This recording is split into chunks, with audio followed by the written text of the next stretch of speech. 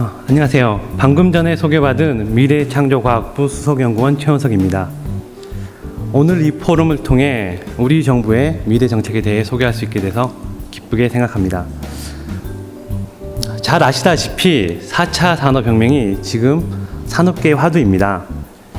그 중심에는 인공지능과 지능정보기술이 있습니다.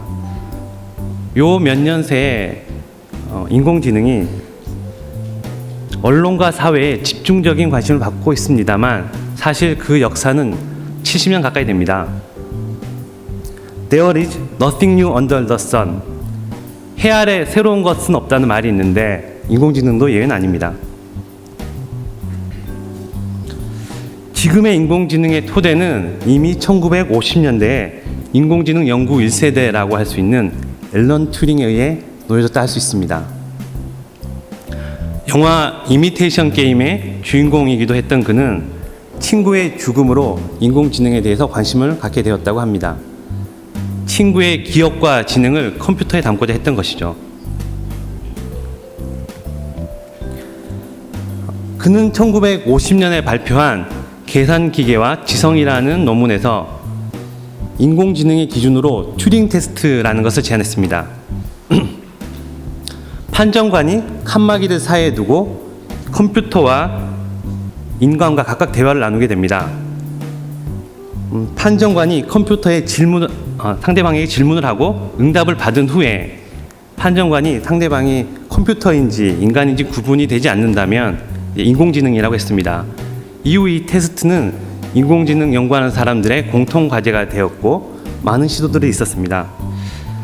드디어 2014년 6월 영국 왕립학회가 실시한 튜링 테스트에서 영국의 레딩 대학교가 개발한 프로그램인 유진 구스트만이 이 테스트를 통과했습니다. 최초로 통과하게 된 건데요. 이 테스트에서 우크라이나 국적의 13세 소년으로 상정된 유진과 대화를 나눈 심사위원 25명 가운데 33%가 진짜 인간이라고 판단했습니다.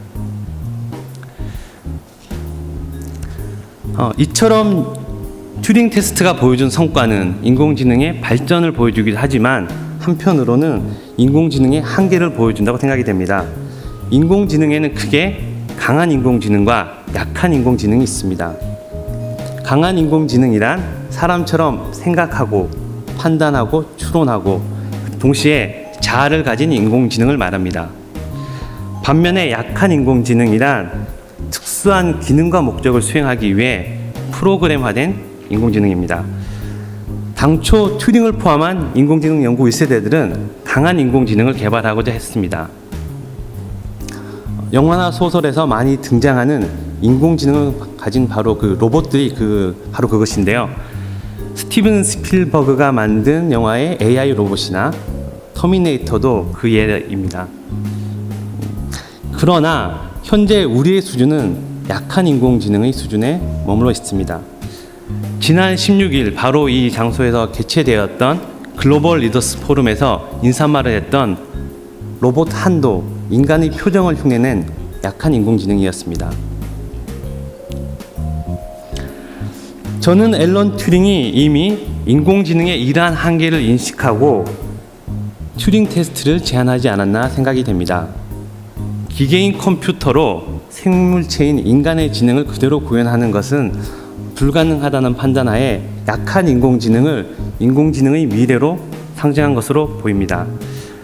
독일의 철학자 괴테는 재능은 고독 속에서 이루어지고 인성은 세파 속에서 형성된다 라고 말한 바 있습니다. 컴퓨터가 아무리 발달한다고 해도 컴퓨터에게 이와 같은 격언을 이해시킨다거나 컴퓨터를 이와 같은 방식으로 인성교육시키는 것은 불가능할 것입니다. 올해 9월 발표한 스탠포드 대학의 인공지능 보고서에서도 강한 인공지능은 아직 논의할 단계가 아니라고 하면서 약한 인공지능의 미래에 대해 이야기하고 있습니다. 실제로 약한 인공지능은 벌써 우리 생활 속에서 많이 활용되어 산업과 사회를 변화시키고 있습니다.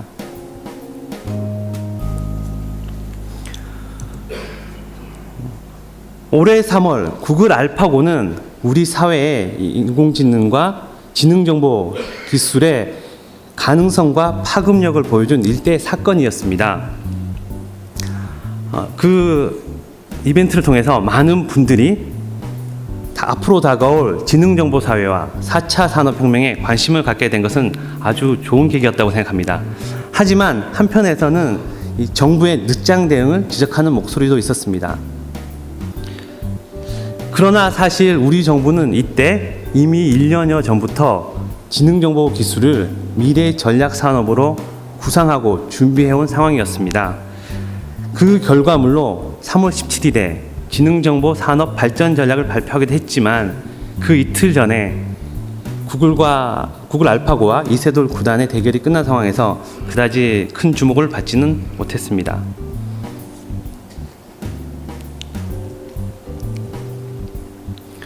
지능정보 기술을 중심으로 ICT가 촉발하고 있는 산업의 변화는 4차 산업혁명으로 이끌어지고 있습니다. 18세기 영국에서 개발된 증기기관을 통해서 노동력 부분에서 일어난 혁명이 1차 산업혁명입니다. 그리고 전기 에너지를 기반으로 대량 생산이 가능하게 된 혁명이 2차 산업혁명입니다. 이어서 20세기 후반에 컴퓨터와 IT를 통해서 디지털 혁명이 일어나는데 그것이 바로 3차 산업혁명으로 일컬어지고 있습니다. 그리고 최근 일어나고 있는 산업과 사회의 초연결화, 자동화, 지능화가 바로 4차 산업혁명입니다. 지능정보 기술은 기존 ICT 기술과 융합함으로써 로봇, 자동차, 드론, 금융, 통번역, 개인 비서 서비스, 헬스케어 등 다양한 분야의 신산업을 창출할 것으로 예상됩니다. 이외에도 거의 모든 산업 분야에서 ICT의 적용 범위를 확대하여 ICT 산업의 새로운 성장판이 될 것으로 예측이 됩니다.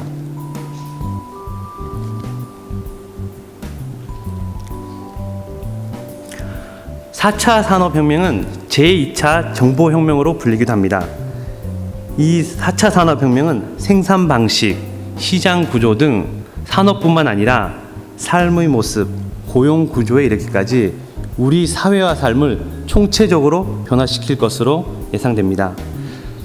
특히 생산 방식에서 로봇과 인간이 함께하는 공장이 등장하고 있는데 사실 사고의 위험성 때문에 같이 작업하는 것이 쉽진 않습니다. 그런데 이 벡스터라는 로봇은 인간을 감지하는 센서를 갖고 있어서 그 사고의 위험을 피할 수 있습니다. 그리고 패턴을 인식하기 때문에 새로운 작업을 교육시킬 수도 있습니다. 이 벡스터라는 로봇이 생산과 제조 중심으로 활용되던 로봇이 발전된 예라면 이미 사회 전반의 서비스에 확산되고 있는 로봇 예도 많이 있습니다. 공장에서 단순 반복 작업을 수행하던 로봇이 이제는 금융, 의료, 상품 판매 등 인간과 상호 소통하는 서비스를 제공하고 있습니다. 일본의 헨나라는 호텔에서는 로봇이 체크인, 짐 운반 등의 서비스를 제공하고 있습니다.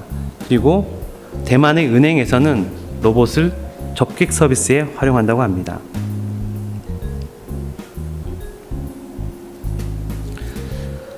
또한 지능정보 기술이 활용된 대표적 사례라고 할 수 있는 것이 자율주행 자동차입니다.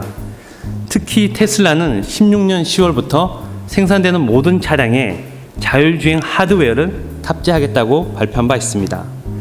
그리고 잘 아시다시피 지난주 삼성은 자동차 전장 기업이자 인포테인먼트 기업인 하만을 80억 달러에 인수했습니다.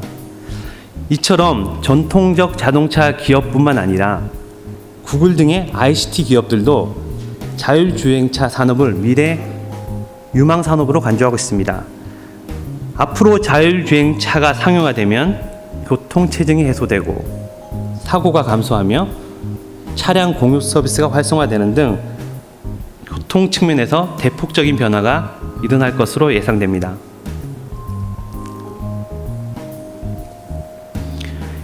자율주행차가 곧 실현될 미래 서비스라면 이미 상용화된 지능정보기술의 대표적인 사례가 가상비서 서비스입니다. 2011년 애플의 시리가 처음 선보인 이래 가상 비서 서비스는 이제 ICT 기업들의 주력 서비스가 되고 있습니다. 마이크로소프트의 코타나, 구글의 어시스턴트, 아마존의 에코 등 글로벌 기업들의 신규 서비스가 연이어 출시되고 있습니다. 국내에서도 삼성은 내년 출시되는 갤럭시 S8에 자연어 인식 서비스, 가상 비서 서비스를 탑재할 것으로 발표한 바 있고, 최근 SK는 누구라는 플랫폼을 출시한 바 있습니다.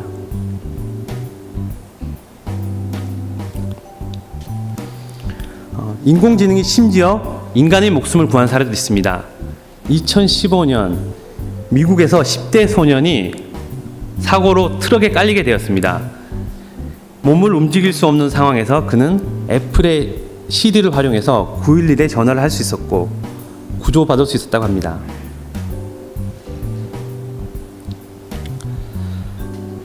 금융과 의료 분야에서도 경쟁력 강화를 위해 지능정보 기술을 활발하게 도입하고 있습니다. 금융업계는 빅데이터와 지능정보 기술을 활용한 로보 어드바이저와 자산관리 서비스를 이미 도입하고 있습니다. 미국 싱가포르뿐만 아니라 국내의 농협, 신한은행, 미래에셋, 키움운용 등 은행과 투자회사들이 고객의 눈높이에 맞춘 서비스를 이미 제공하고 있습니다. 또한 의료계에서는 지능정보 기술이 진단과 치료에서 혁신을 가져올 것으로 기대하고 있습니다. 이미 IBM의 왓슨은 전문의를 상회하는 암 진단 확률을 보고한 바도 있습니다. 국내 길병원도 왓슨을 도입해 조만간 인공지능 암 진단 서비스를 시작할 것이라고 합니다.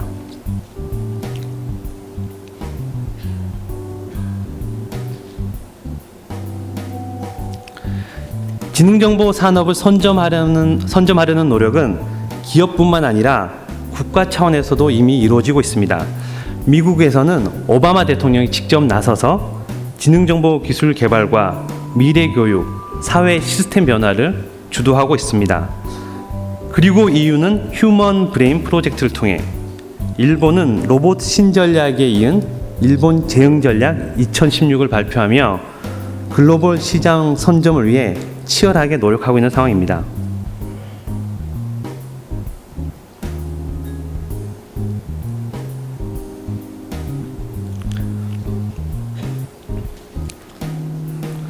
다가오는 4차 산업혁명 시대에는 데이터와 지식이 산업의 새로운 경쟁 원천으로 부각될 것으로 보입니다. 이미 구글은 자동차 기업인 GM의 5%에 불과한 인력으로 그 이상의 수익을 올리고 있습니다. 그리고 최근 선진국들을 중심으로 리쇼어링 현상이 일어나고 있습니다. 더 이상 값싼 노동력과 대량의 제조 설비가 기업의 경쟁력을 대표하지 않게 될 것입니다. 그리고 플랫폼 선점 경쟁이 치열해지고 데이터를 축적하고 활용하기 위한 노력이 더욱 가속화될 것입니다.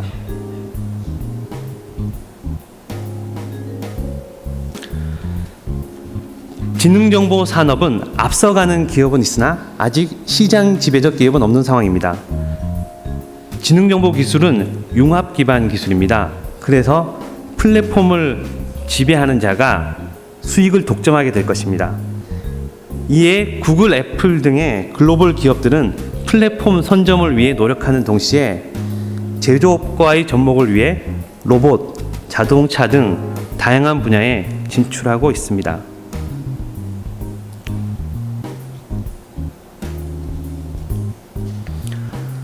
산업뿐만 아니라 고용 구조에서도 큰 변화가 일어날 것으로 예상됩니다. 우선 단순 반복 업무가 자동화됨으로써 일자리 수요가 감소할 것입니다. 옥스포드 대학교 연구진은 2020년까지 미국에서 702개의 직업 중 47%가 사라질 것이라고 했습니다. 반면에 국제로봇협회에서는 2020년까지 로봇 관련 산업에서 430만 명의 추가 일자리가 생길 것으로 생각하고 있습니다.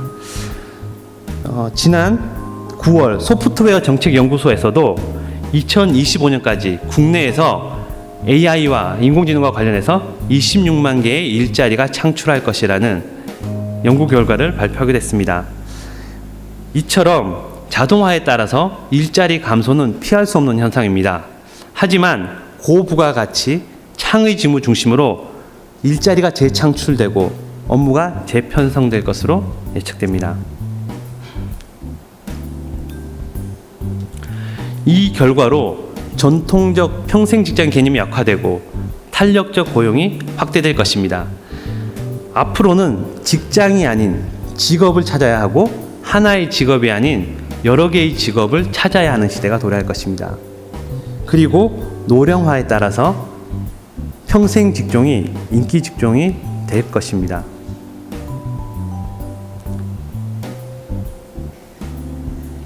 한편 지능정보기술은 각종 서비스의 비용 감소 및 품질 향상으로 편의성을 증대시킬 것입니다.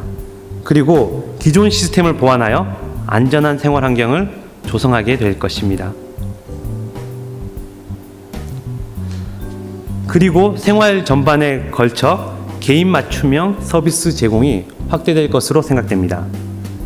한편 역기능으로서 양극화가 심화되고 해킹의 위험성이 증대되며 개인정보 유출과 인간성이 소외되는 등의 부작용이 염려되는 면도 있습니다.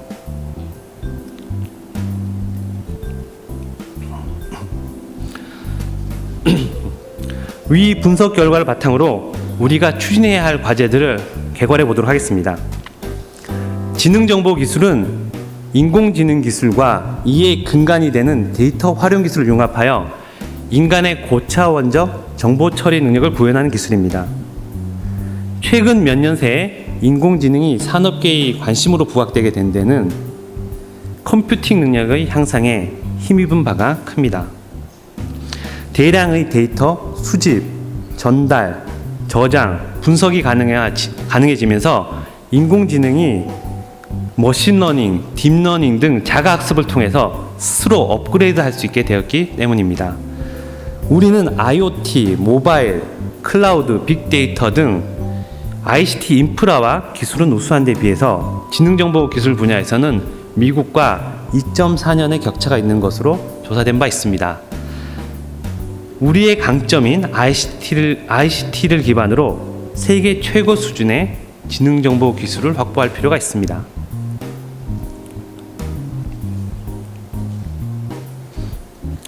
ICT 산업은 네트워크 효과가 극명하게 드러나는 분야입니다. 아무리 좋은 기술을 선점하고 있다고 해도 초기 시장을 선점하지 못하면 도태될 수밖에 없습니다. 이는 지능정보 산업에도 그대로 적용되기 때문에 구글, 페이스북, 아마존, IBM 등 글로벌 기업 간의 치열한 경쟁이 이루어지고 있습니다. 순다 피차이 구글 CEO도 올해 주주들에게 보낸 메시지에서 앞으로 모바일 중심 시대가 지나고 인공지능 시대가 올 것이라 언급한 바 있습니다. 이에 초기 시장 선점을 위한 우리 정부가 시장에 발빠른 대응이 필요한 시점입니다.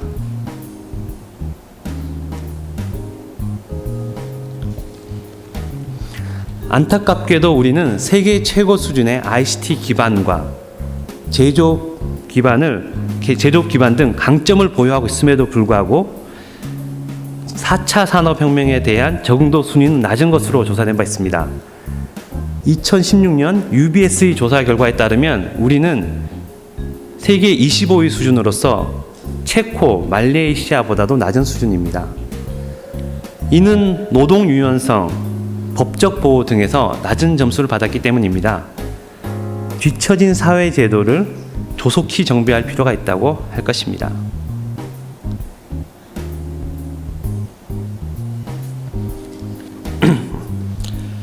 지능정보 기술은 우리 사회 전반에 혁신을 유발하고 사회 문제를 해결하는 긍정적 역할을 수행할 수 있습니다. 그럼으로써 국민들이 안전하고 여유 있는 삶을 향유하는 데 기여하게 될 것으로 생각됩니다. 반면에 승자 독식 구조로 인해서 양극화가 심화되고 사이버 위협이 증가되는 등 부정적 측면에 대한 국민들의 우려도 있는 것이 사실입니다. 이 부분은 사회 통합과 민관 협력으로 해결해 나가야 될 과제라고 할 수 있습니다. 정부에서는 올해 3월 17일에 지능정보 산업 발전 전략을 발표한 데 이어서 분야별 민간 전문가와 관계부처가 참여하는 민간합동 추진협의회를 구성해서 운영하고 있습니다. 그리고 지난 10월에는 미래부와 산업부, 고용부, 교육부가 함께 지능정보 사회 추진단을 발족하였습니다.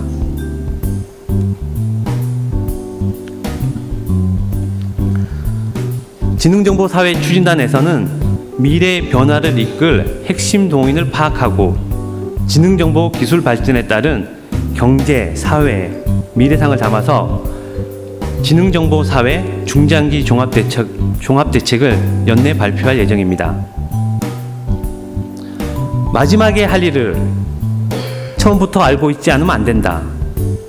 무엇을 만들지는 처음부터 결정된다라는 말이 있습니다. 우리 추진단에서는 장기적인 비전 하에 철저한 분석과 연구로 우리 국가와 사회가 종국에 다다를 목표를 정립하고 이에 이를 수 있는 추진 방안 및 이행 과제들을 준비하고 있습니다. 여러분의 많은 관심과 조언을 부탁드립니다. 감사합니다. 네, 최원석 수석연구원님 감사합니다.